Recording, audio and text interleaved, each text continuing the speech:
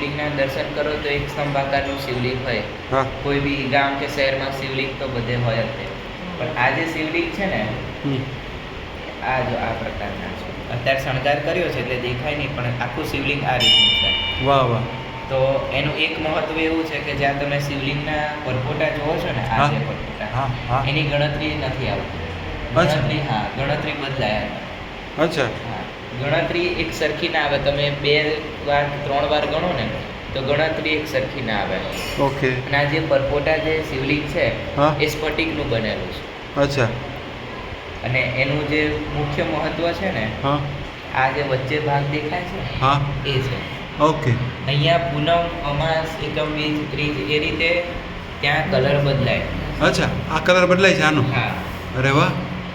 અમાસ, બીજ, એકમ. અચ્છા. એવી ચંદ્રની જેમ કડા બદલાય ને, હા. એમ અહીંયા કલર બદલાય. ઓહો. જો આ છે હાજી છે જી.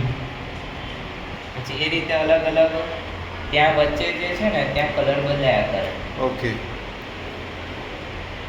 જો આ પૂર્ણ દર્શન છે. પૂર્ણ દર્શન છે. ઓકે. જ્યારે અમાસ હોય ને હા ત્યારે આવું થઈ જાય. આવું. અચ્છા. હા અહીંયા સફેદ છે અને અહીંયા નથી. ત્યાં નથી.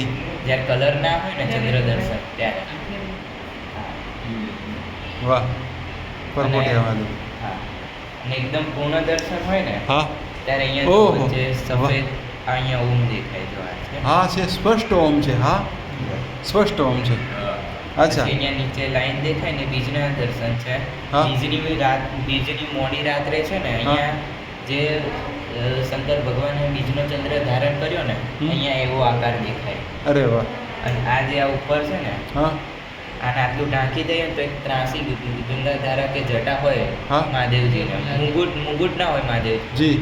તો એવું રીતે લાગે.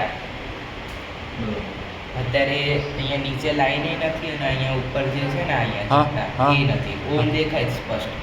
ઓમ દેખાય છે. હા ઓકે.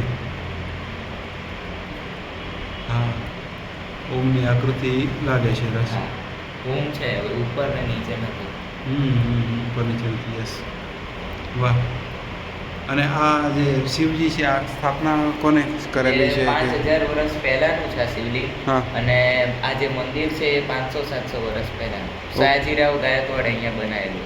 અચ્છા. મહાદેવ. અચ્છા. અને આ શિવલિંગની પૂજા પાંડવોએ કરેલી છે, સ્વામિનારાયણ ભગવાને કરેલી છે, પછી શંકરાચાર્ય મહારાજે છે એમણે કરેલી છે. અચ્છા. આદિશંકરાચાર્ય ભગવાને. અરે વાહ. વાહ. આપનું નામ શું? શિવ જોશી. અચ્છા. અને કેટલી પેઢીથી આપ અહીંયા કરો છો? અમારે સયાજીરાવ ગાયકવાડે જ્યારે મહાદેવ બનાવ્યું 500-700 વર્ષ પહેલાં, એ પછી અમારા પૂર્વજોને આપ્યું હતું અહીંયા પૂજા કરવા. તો હું 9મી પેઢી છું, મારા પપ્પા 8મી પેઢી છે. અરે વાહ. તમે ભણો છો બેટા? અચ્છા. કેટલામાં છો? 9માં. અચ્છા.